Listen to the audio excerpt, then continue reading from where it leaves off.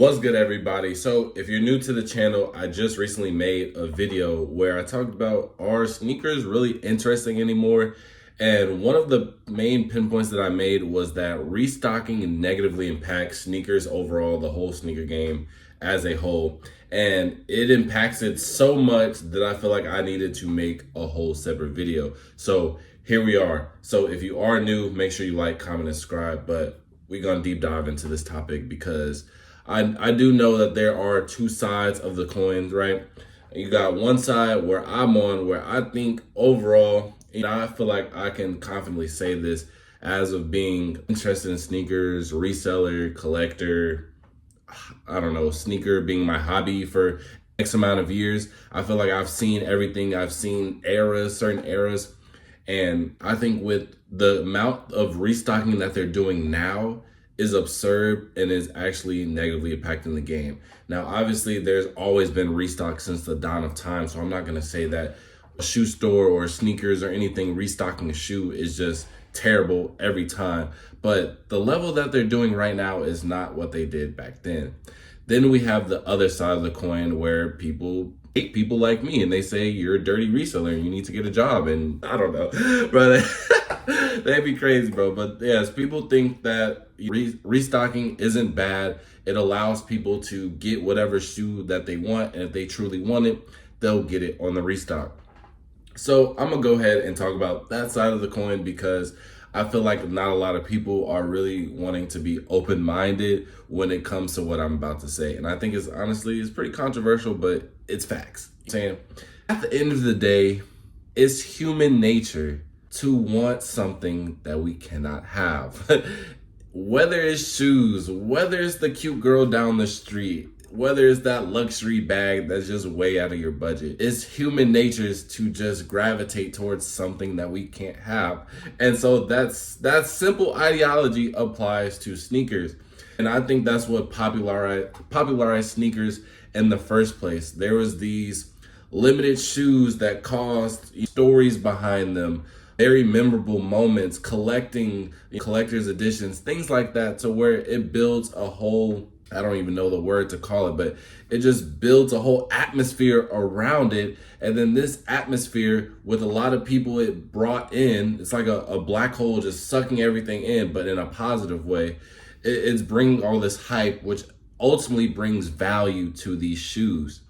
Now, what happens when you constantly increase the supply? The demand, it doesn't match up. And that's, again, a simple economic thing. Once the supply is too high and the demand is just not there, bro, the value is gonna go down like crazy. And that's what they've been doing lately. I think Nike, I think Jordan, especially these two, not so much of the other brands because that's why they're doing so well. And Nike and Jordan, they're doing layoffs. What they're doing is that they're realizing that they're losing a lot of money because New Balance and Asics, they're on the rise. They're making all these new models. They're the trending shoe right now. So what Nike thought was a good idea was that we're going to be like, oh, well, remember that period of time in 2015 and 2019 when people were just asking us, giving us simple requests to do, just bring back the taxis or do, just something simple, something very minuscule, and they just never listened. They're like, oh, well, now that we're doing terrible, let's just go ahead and drop all of those shoes that they ever wanted all at once. Well, you don't have to listen to me to think it's the truth. These shoes that they're so-called dropping, the shoes that people say, oh, well, the people that were gonna get them, they no longer want them because they are so widely available. And if you think I'm lying, I have the perfect example. The Panda Dunk Low. I'm a reseller. I was reselling them Johns for a pop. 300 men's, 250 grade school, consistently. And every time they dropped, I was happy that they dropped because it was just another 200 profit, 200 profit, 200 profit, right? Everybody was fiending. Everybody wanted Pandas. I was consistently selling out of them, bro. It didn't make sense. And it's crazy because one of my shoe plugs, he literally told me, because we were begging him for Pandas. We were like, bro, we know you're going to get some, bro. Look us up. He said, bro, you're not even going to want these in a little bit because what they're going to start doing is that they're going to start restocking them every month and treat them like the new Air Force One. The Panda Dunk was such a hot commodity. I couldn't even fathom that even being a thought. And here we are in 2024. And what's the most hated shoe around the globe? The Panda Dunk. Literally, you go on the internet right now, you'll get made fun of for having Panda Dunk. It's basic. Everybody has it. But what happened to if I ever wanted them, they're gonna get them. They no longer want it. Why? Because it's no longer hard to get. So in your head, when that shoe is $500, $600, $700, obviously you're gonna get what you want. But now that it's restocking and it's below retail, I don't know. I'll probably wait for something even cooler. So that's my issue with that whole side of the story. You guys can let me know in the comment section below, bro, because I truly think, and it's not even based off me. Like, facts are there. All of these shoes are sitting, literally sitting. All the Dunks that they restock, sitting. All these old style Jordans that they thought that would be cool to come back are sitting. You can go to your local Foot Locker. You can go on Nike website. Full size runs are widely available all across. Shoes that a couple of years ago would have not even, wouldn't even seen the light of day in a shoe store. You feel me? So don't take my word for it, bro. The proof is literally out there. So for all the people, and what y'all like to do, for all the new people that are hopefully watching this, I thank y'all. But all I do is spit facts from experience only. But there has been some people that don't think I know what I'm talking about because I'm young. I didn't grow up in that certain era. You know what I'm saying? But I do my research, bro.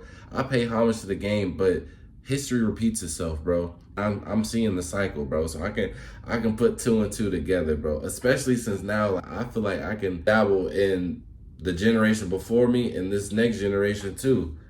You feel me? But now we're gonna talk about the other side of the coin, where I think restocking is just terrible in general, bro. Now, back in the day, a restock was essentially a treat, right? It was never guaranteed. You never really knew when it would come. So if a shoe were to restock, it would be because of maybe a store accidentally oversold, they canceled some orders, they delayed shipments, and it was a second chance for us. Those restocks were truthfully second chances, whether you wanted them for personal or you wanted them to resell, because everything had value at that time, right? So we were blessed to get a restock because we know these things didn't really come often. So again, it's just a big treat to us. Or how they restock iconic shoes like Concords, Breads, this and that. If you notice, they were on a 6 to 7 year cycle. So Bread 11s, they come out in 2012. Then the next one's gonna be around, well, I think 2018, and so forth and so forth. But now y'all are just doing too much. We just had Concords not too long ago. Why are you giving us gratitudes? I know that's not a restock, but it's things like that where all these shoes just being bombarded at us. You giving us all these shoes. It doesn't matter anymore. Why? Because now you're taking away, like I said in the beginning of this video, all of that atmosphere, all the storytelling, all of the emotions behind these certain shoes, all of the trials and tribulations, the hoops that you have to climb through to get through these shoes. It doesn't matter anymore because honestly, we know that it's gonna restock soon, bro. We know it's gonna restock, so it's no point in even getting upset about it, right? It is really not. There's really no point in getting upset, even now, right? And I think this is why another reason is just terrible. Everybody on the internet, when I see it, they don't care about when they miss a shoe release anymore. And me personally, I don't think that's how it should be. I feel like you should have if you're a real sneakerhead, you know what I'm talking about. You should have genuine feelings like, dang, I didn't hit, dang, I didn't get that shoe. What am I gonna do to get that shoe if I really want it? Now, they dropping too many shoes. They restocking too many shoes. I missed it. I might just get it next week. You feel me? Like, it is nothing to lose sleep on. And then I'll add this last piece because I feel like a couple people still might be mad, right? Recently, well, not recently, but I'll say, I don't know how long it's been, but a minute ago, I lost around $10,000 worth of shoes, right? And one of the shoes happened to be Cactus Flea Market Air Forces. And what did they do? They just restocked, right?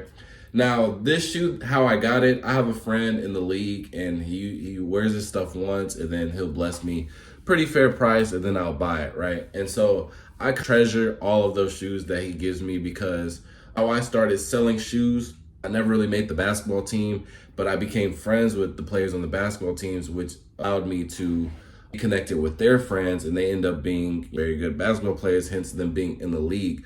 So anything attached to that level of what I couldn't get as a kid, making the basketball team, be able to go to these certain events, be around these certain people.